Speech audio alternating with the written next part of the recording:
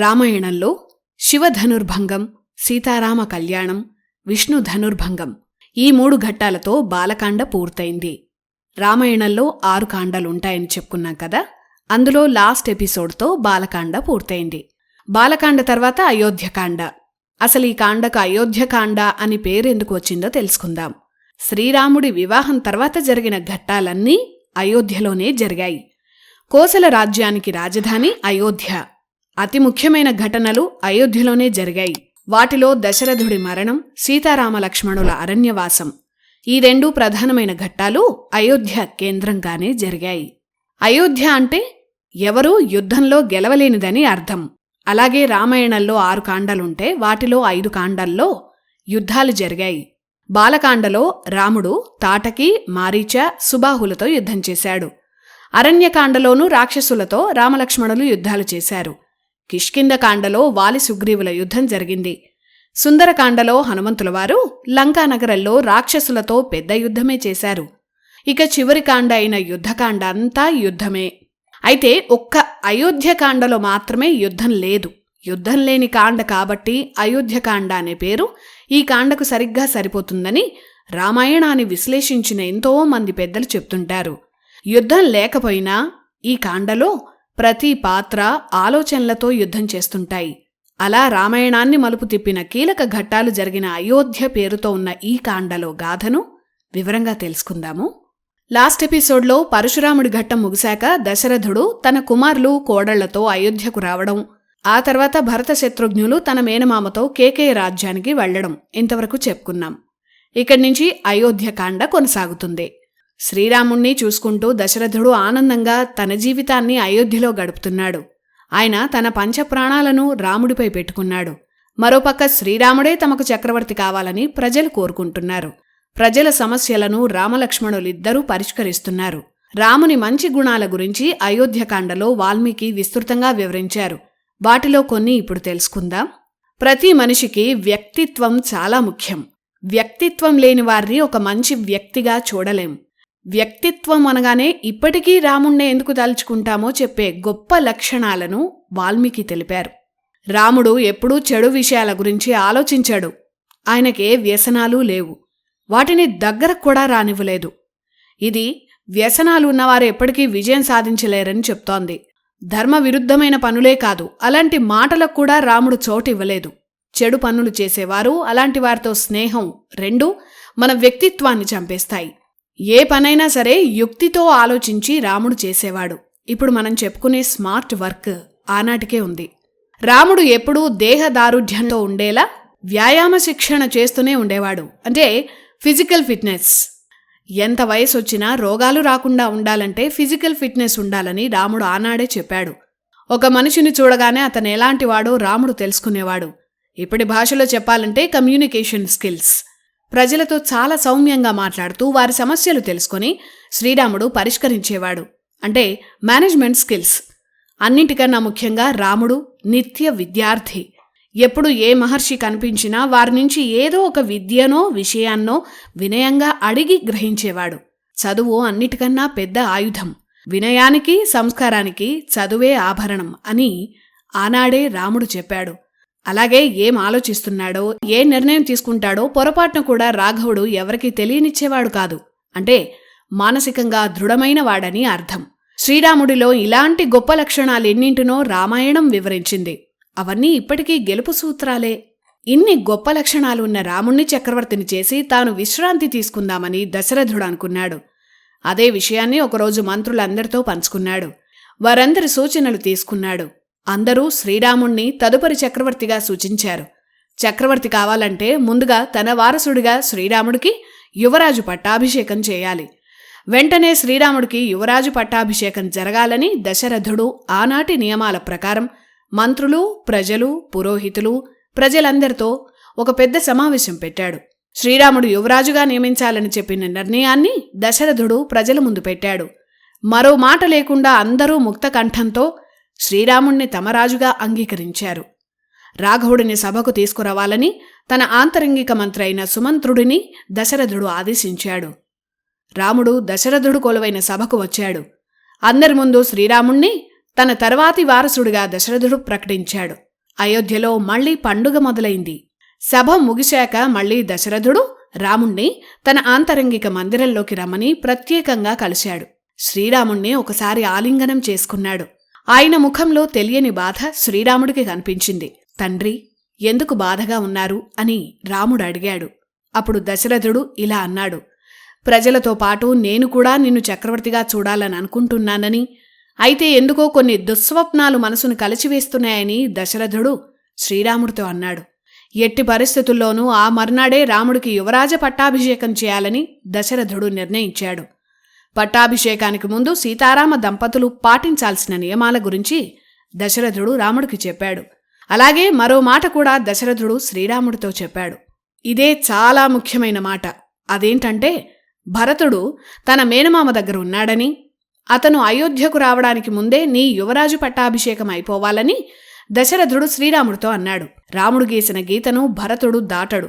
అలాగే తండ్రి మాటనే ఆజ్ఞగా భావిస్తాడు. కాని సింహాసనం అనగానే ఎప్పుడు ఎవరి ఆలోచనలు ఎలా మారుతాయో అన్న భయం తనకుందని దశరథుడు చెప్పాడు. వణుకుతున్న గొంతుతో భరతుడి రాకకు ముందే అన్నీ జరిగిపోవాలని రాముడితో అన్నాడు. తండ్రికి ఏనాడూ ఎదురు చెప్పని రాముడు దశరథుడి మాటనే ఆజ్ఞగా పాటించాడు.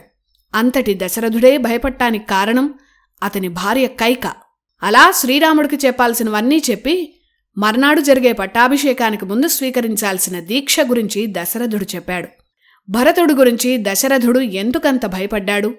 అందుకు కారణం కైక అని చెప్పుకున్నాం. దశరథుడికి 2 భార్యలు, కౌసల్య, సుమిత్ర. ఎంతో కాలం దశరథుడికి పిల్లలు లేరు.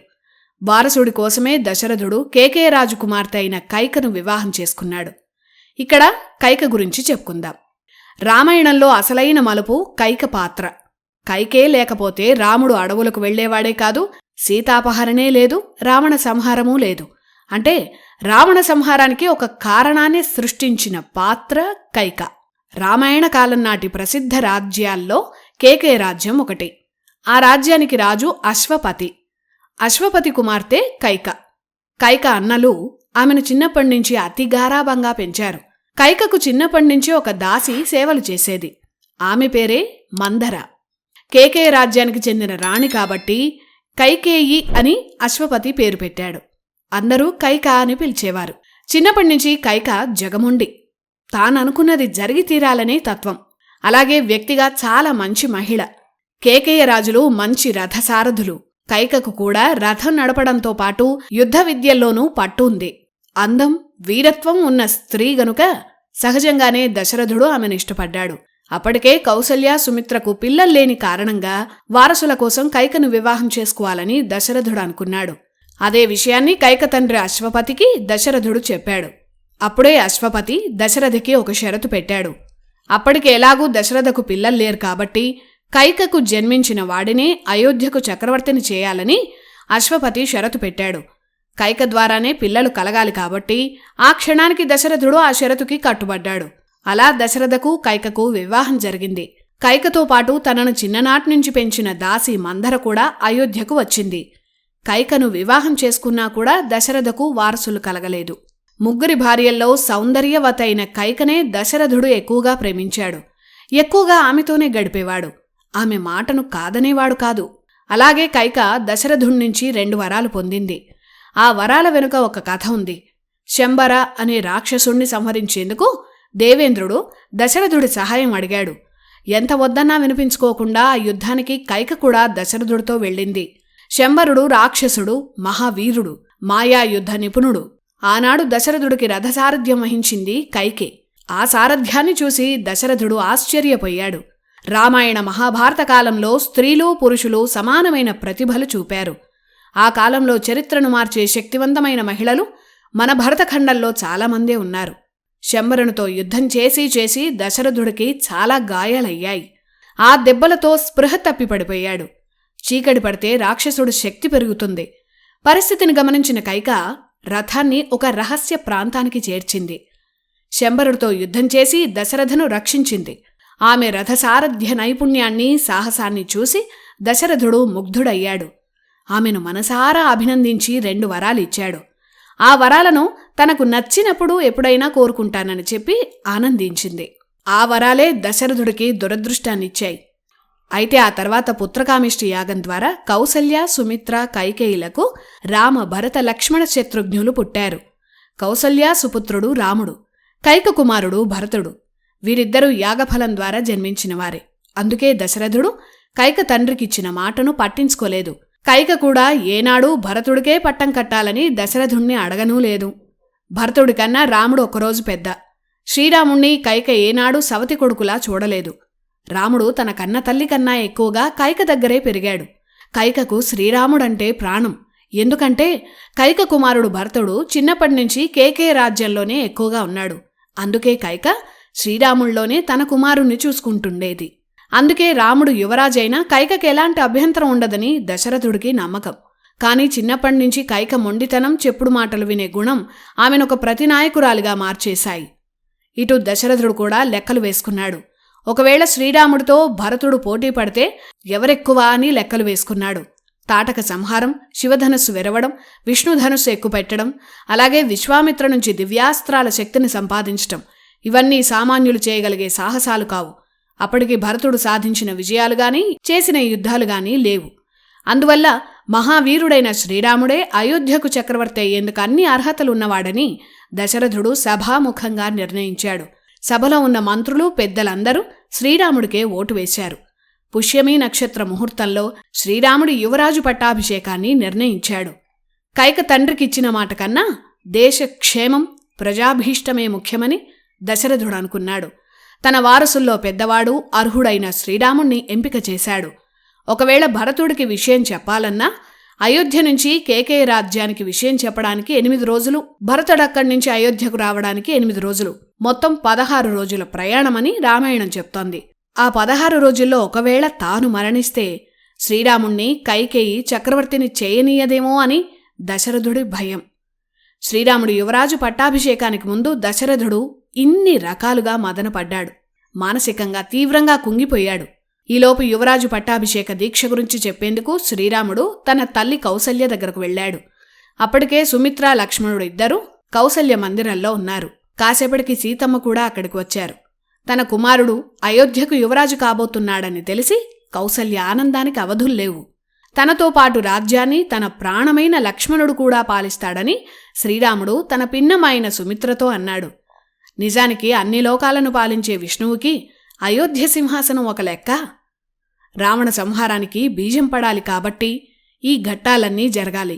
నారాయణుడే నడిపించిన కథ రామాయణం. తెల్లవార్తే శ్రీరాముడికి పట్టాభిషేకం. అయోధ్యంతటా పండుగ వాతావరణమే. నగరమంతా అద్భుతంగా అలంకరణలు చేశారు. ఎందరో రాజులు, ముఖ్యులు అయోధ్యకు వస్తున్నారు. నగరం కళకళలాడుతోంది. ఈ వైభవాన్నంతటినీ ఒక భవనం మేడ మీద నుంచి కైకదాసి మందర చూస్తోంది. అటుగా సందడిగా వెళుతున్న ఒక చెలికత్తెను మందర పిలిచింది. ఎందుకింత పండగ చేస్తున్నారు అని అడిగింది. రేపు శ్రీరాముల వారి పట్టాభిషేకం కదా, అయోధ్యకు పండగే కదా అని చెప్పి ఆమె వెళ్ళిపోయింది. ఆ మాట వినగానే మందర మనస్సులో విషం ప్రవహించింది. ఆ తర్వాత ఏం జరిగిందో నెక్స్ట్ ఎపిసోడ్లో తెలుసుకుందాం. జై శ్రీరామ్.